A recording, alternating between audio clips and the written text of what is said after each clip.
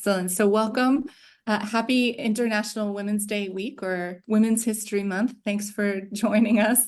I'm going to start out. My name's Reid, and I'm founder of the Privacy Pro, and I'm co-chair of PICASSO Awards Canada.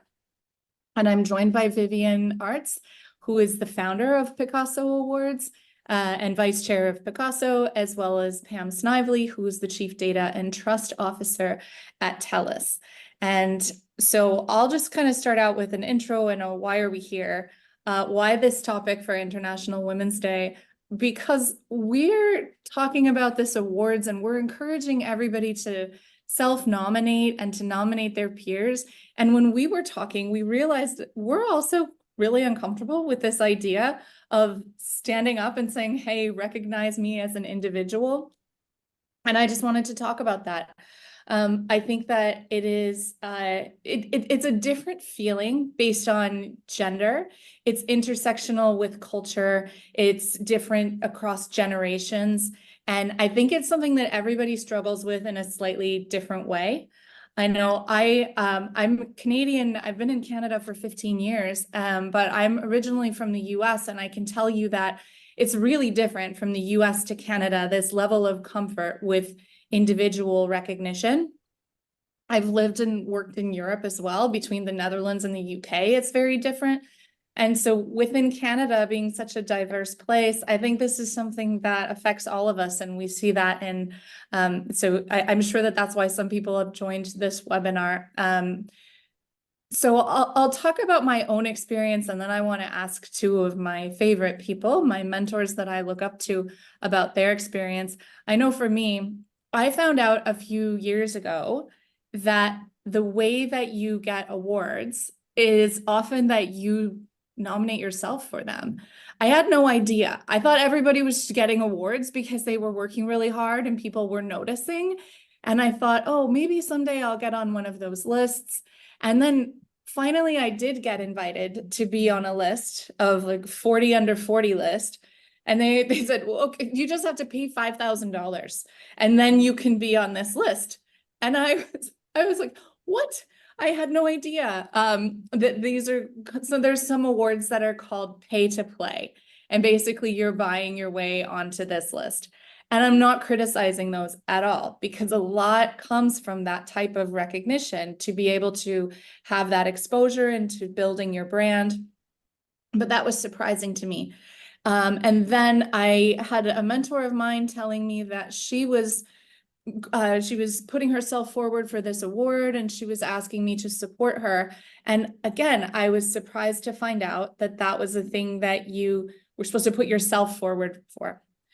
I thought it was really rude to speak up and say, I deserve credit for my work. And I'd imagine that other people can relate to that as well.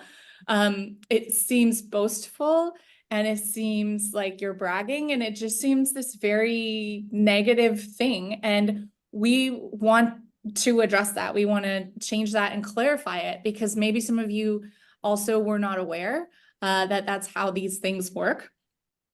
And so that's why we're having this conversation. And at the end of the webinar, I'll tell you about some other steps we're taking to help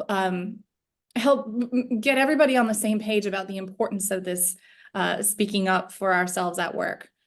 So I want to start with Pam. And Pam, can you start us out by telling us, what do you do and how did you get to where you are now? Sure, thanks, Lauren.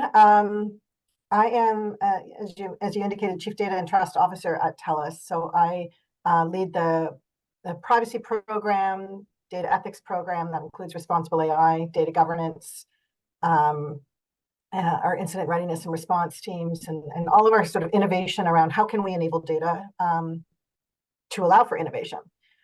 So that's my role at TELUS. I love it. And it's a big role. And, you know, I've kind of worked my way up to that role over my career, but in many ways, I started at what looks like the top in terms of privacy. I was an employment lawyer, and then I took on the role of Chief Privacy Officer in the organization in which I was an employment lawyer when the privacy legislation came in. It sounded like a big title, but it wasn't a big job at that time because nobody was taking privacy that seriously at that time. It was very checkbox. And I didn't want to take the role. I thought it sounded excruciatingly boring. And I realized very quickly, and I went from that role, and then I was in another company in a sort of a similar role, chief risk officer, general counsel, and taking care of the privacy program. And then I did consulting for 5 years, and then I joined TELUS. But privacy became my passion, and I think part of what I loved about it was the idea of being able to enable innovation as opposed to seeing it as just a compliance function. And that made it interesting because when I first saw it and I thought, oh, it's just going to be, make sure you're complying with the law, make sure you're complying with the law. And the business never really wants to talk much with those people. It's not that interesting. But when you're actually really integrating with the business and trying to figure out how can you do things differently and then allow for great stuff to happen. And I feel really fortunate that the period of time that my career has spanned in this space has been the period of time when data has just exploded. So it's made, in many ways, my job easier to move along faster because I've been able to kind of map to that pattern of the digital transformation that everyone talks about, or the new data-driven world. And so that sort of logically led to a larger and larger role. But I also know that I'm hearing myself say that, and I'm hearing myself say, well, wasn't I lucky to be in this place at this time? And so I have to kind of check myself and say, well, like it wasn't all luck. Some of it was recognizing that part of it is making sure that it's valuable to the business, and that's how I can be successful in this role, is if I can show the business how successful it is, and I have to take some credit for me and for my team in doing that. But it's hard. It's not easy to do. So you don't have it all figured out. See, that's surprising to me. When we talked about this the first time, because I look at I look at people like yourself and Vivienne and people that I admire, and I think I want to have a career like that, and they must have it figured out. They must know exactly what it takes to get there, and they've probably always known. And so I think for a lot of people, it's surprising. So how do you feel about self-advocacy? Like you just mentioned that, you can hear yourself kind of minimizing and saying that you got lucky, but when you do think about advocating for yourself and for recognition, what does that feel like for you? Super uncomfortable. But I feel like I'm still getting better at it. Like everything else in my career, I'm learning as I go. I know that for me, there were childhood influences that made me really uncomfortable with this. And certainly I was raised by my mother, who was a fabulous mother in so many ways. But one thing that I heard from her that's been hard for me to kind of come back from was, don't toot your own horn. And if she heard me say anything that sounded like I was, taking credit for something that I'd done, or in her words, bragging, she would be very quick to call me out on it. And I still remember when I think I was just telling someone this last night. I think I was about 12 or 13, whatever age you are in grade 7. And there was like a contest for who was going to be sports captain in our grade. And it was whoever could run the most laps. But there were 2 of us that were tied for the most laps at the end of the class. And so they had to have a vote between the 2 of us. And the teacher just said, cover your eyes and just raise your hand if you're voting for Pam, and raise your hand if you're voting for the other person. And I was too mortified to vote for myself. I thought that would be so rude. So I raised my hand and voted for the other person. And the teacher pulled me, and the other person won. And the teacher pulled me aside and said, so you voted for her. It was a little lesson in math. That gave her a vote, and it also took a vote away from you. And she said, and you lost by 1 vote.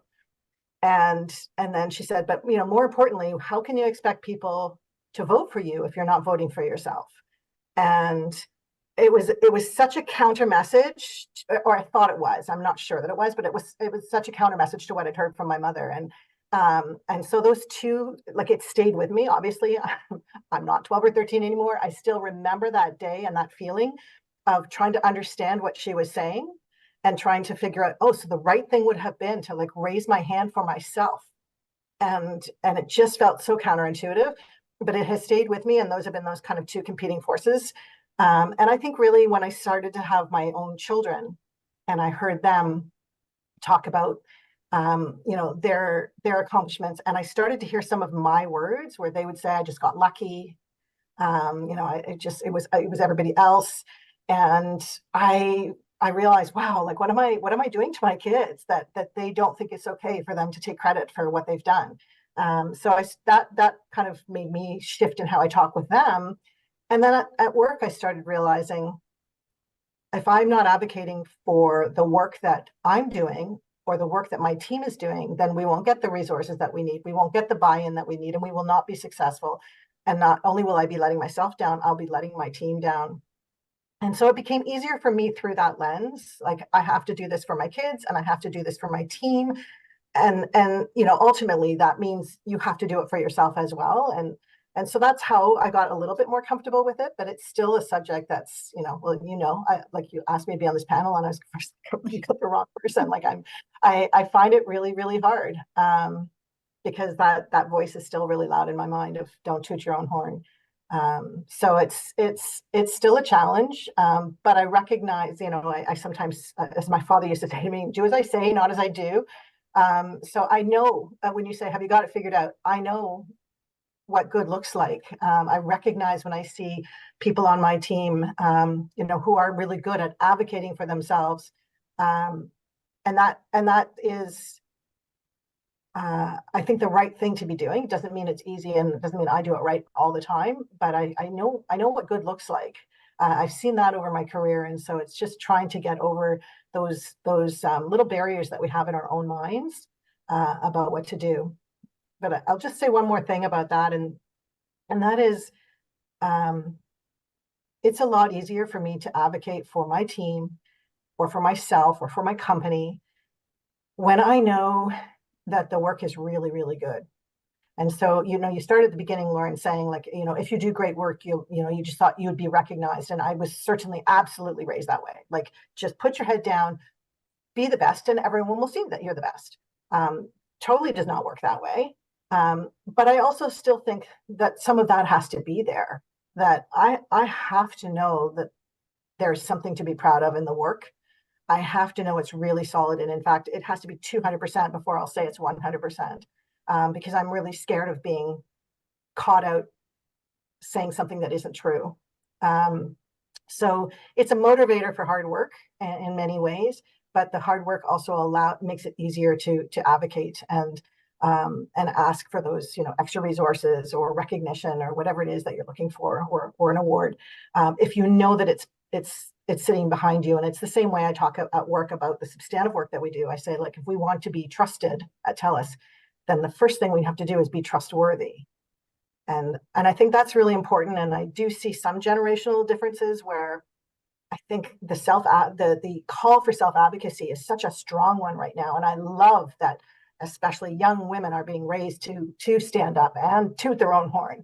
But there has to be something to toot. Like, I worry a little bit about the just going out there and applying for awards that you haven't earned, or buying awards, even worse. That I do want to make sure that people feel good about the work that they're doing, and that drives them to self-advocacy, as opposed to feeling like you're supposed to get recognition regardless of whether it's deserved, because I don't think that's going to serve the industry, the individual, anyone. Like, no one feels good about getting recognition they don't deserve. At least I don't think so. And I think at the end of the day, we'll end up in probably a worse place than people who are doing great work and we're afraid to advocate for it, if we're actually at a place where there's empty recognition. So I think we have to just be careful about that too. So that's about as much as I've figured out, Lauren. Well, you said, it is, I asked Pam to be on this panel and she said, I'm the wrong person.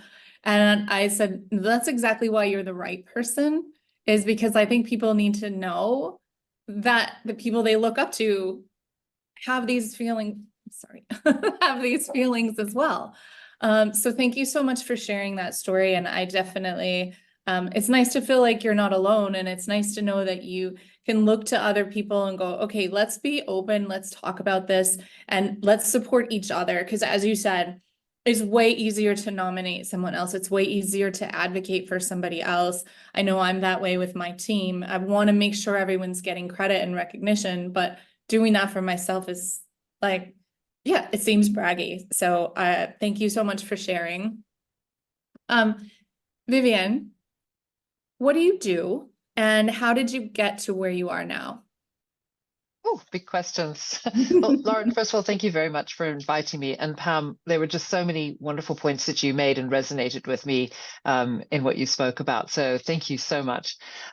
So I'm based in the UK. I'm a lawyer by profession. I've worked in financial services for 25 years, including as a chief privacy officer. I now have a portfolio career, so I'm a board director and an advisor on a range of topics, data, privacy, information security, financial crime, and my passion, which is diversity and inclusion. So this is a great week and a great month, particularly for me. But let me just tell you a little bit about my journey. I suppose I should also say that I'm the founder of the PICASSO Awards, and I am so pleased that we're launching, or rather have launched in Canada, and the date for the awards is the 11th of June. But why on earth would I want to launch the PICASSO Awards? And I'll take you back a little bit into my career. So I always just assumed that through hard work, the recognition will naturally come. Guess what? It doesn't. And I learned that the hard way.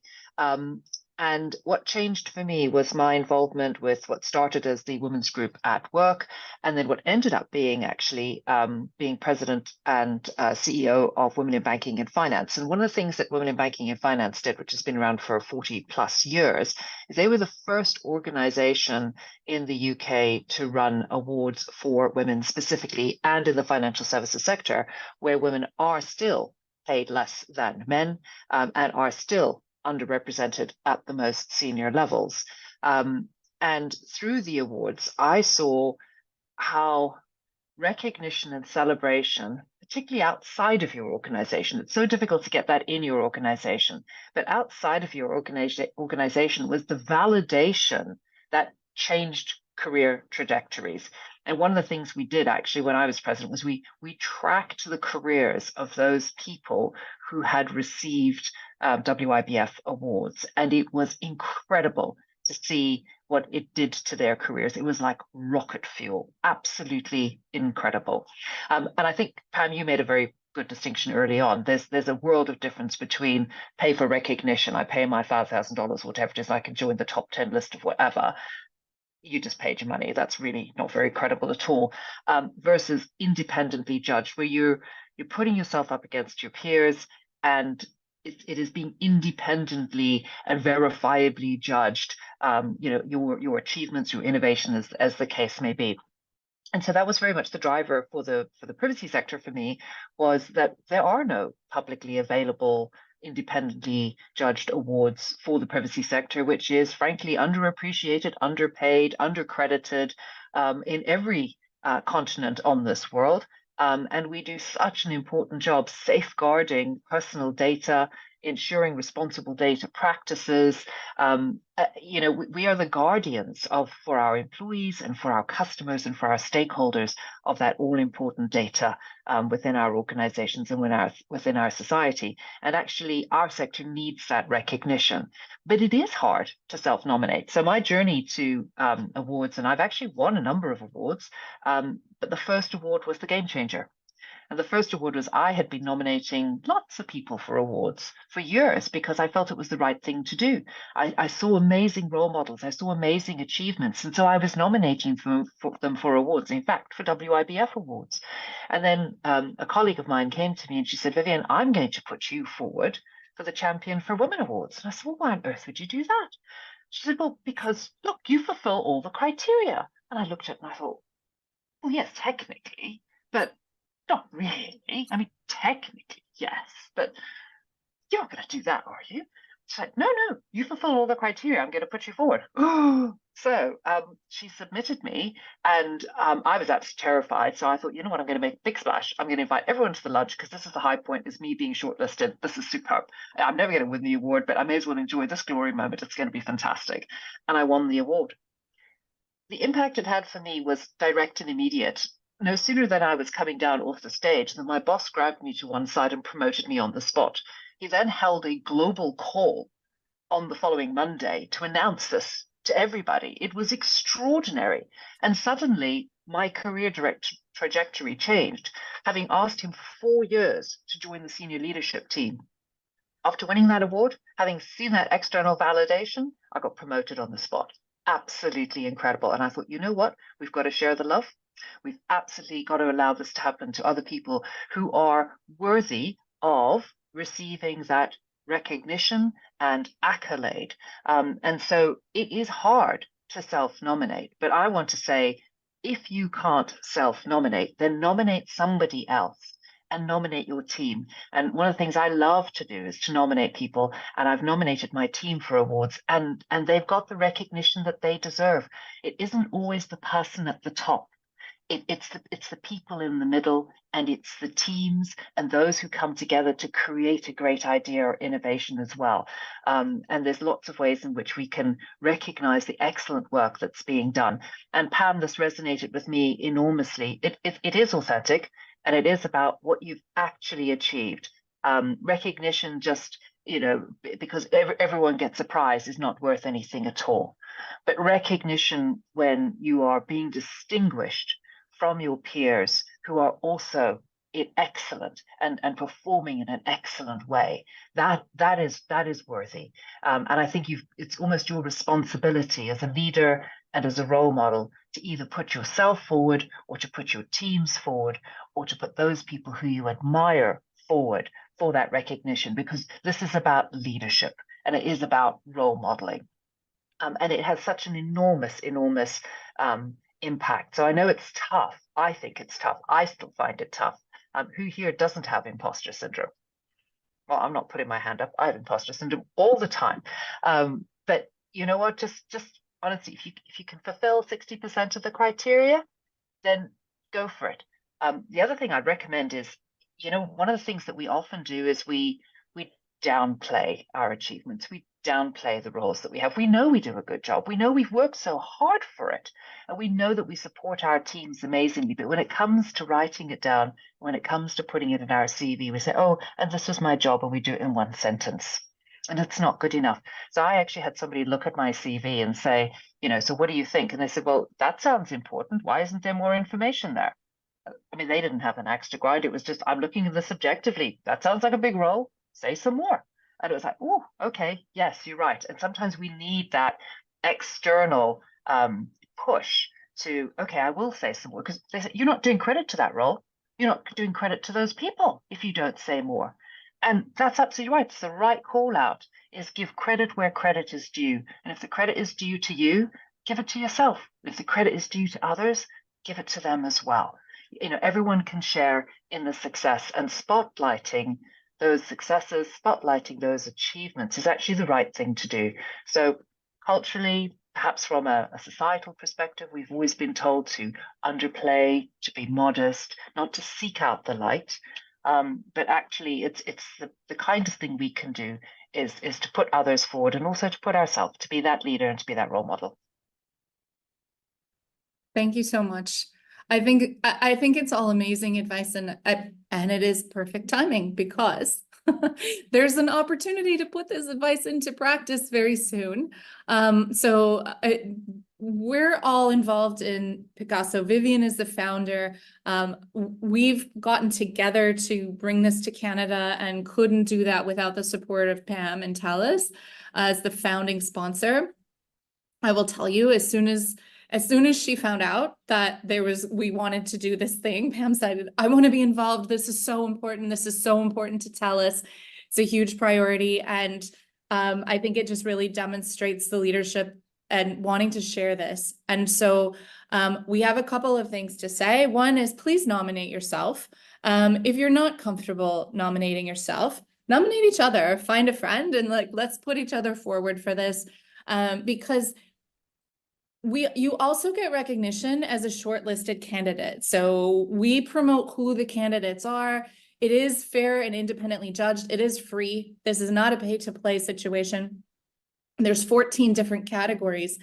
And so we talked about having imposter syndrome even when you're at the top of your game. But if you're a rising star and you're not sure if you're ready yet, we have a category that is specifically for people who have less than 10 years in the industry. We have them across sectors. We have public sector, we have nonprofit sector, we have health leaders. So we've purposely designed the award categories to be very inclusive and encourage everybody to see their contribution and to be able to get recognized again amongst their peers. The Canadian privacy space is quite fragmented sometimes because, you know, we have different legislation, we have patchwork of laws, and I think we tend to get a patchwork of professions and groups as well. So we really want to bring everybody together. And so those nominations are open until March 28th. And just go to the website and check it out. It's not as daunting as you might think filling out the awards. It's a really simple and straightforward process, and you can put as many people forward as you want to. And I do ask that everybody who's here with us on the webinar today, as well as anybody who's watching this on the video after the fact, is to help spread the word. We have had an amazing uptake and response so far to PICASSO Canada, but we really need to get out into the various communities across the sectors, as I said, and not just in privacy, but in information security, AI governance, and everyone who's in the data space as it relates to people. So please help spread the word. And I'll just say one more thing, and then I will ask my co-panelists to give just a closing remarks. And that is that on March 18th, we're having a longer discussion about this with Lisa Bragg, and I have her book here, which is called Bragging Rights. And so she's got a perfect name to have written this book that talks about how do you self-promote at work. So it's not just about awards, it's also about networking and how you talk about yourself. And so this is an excellent book that really walks you through how to do that. It gives you specific examples and advice. All of our shortlisted candidates will receive the copy, but to make sure that you are using this to further your career, that you are taking this opportunity and turning it into something that is going to propel you forward, as Vivienne said. So that webinar will be on March 18th, and we'll be sending out more information. That's going to be an hour long, and Lisa is going to be the MC for the awards gala. We thought that she would be the perfect person she calls herself a cheerleader. She always says cheering you on, and to encourage us to start asking for this type of recognition and putting ourselves forward. So we hope that we see you soon. And again, would love it if you spread the word and encourage all of your peers to nominate. But maybe I'll give it back to Pam and then Vivienne for just closing thoughts. Thanks, Lauren. Yeah, just I couldn't agree more with all of the words that Vivienne said, as well as Lauren. I think these PICASSO Awards are such an extraordinary opportunity for, as Vivienne said, sort of an under-recognized field of professionals. The work that we do is pretty amazing and is, I think, really foundational to our future as a society when we're looking at the type of technology that's out there today. So we should be patting ourselves on the back when we get this right, and so many of us are getting it right. Like, so there's so much great work that's out there, and it is a field where when things go wrong, everyone hears about it, and you can feel like you spend your whole career with your reputation on the line on every decision that you make. I know sometimes I feel that way, where it's like, oh my gosh, if I say yes to this and it goes wrong, what will happen? So it's really great when we can actually have models of what good looks like and allow us to feel more confident when we're going forward with plans and innovations, if we know what good looks like. So let's all get out there, recognize each other and ourselves, and get the nominations out there. I'm really looking forward to the evening. Thanks so much, Pam. So from my perspective, I'm going to say that there's more joy in giving than receiving. And we all know that. There's tremendous joy in giving. So this is your opportunity to give by inspiring by example. So get out there, nominate yourself, nominate your team, nominate your colleagues, nominate your organization, and give a little bit of yourself and inspire everyone else by your excellent example. No one will know what you're doing unless you tell them. And actually, inspiring by example is about sharing and is about giving. And there's the joy. Thank you both so much, and happy International Women's Day and Women's History Month. See you soon. Bye. Bye.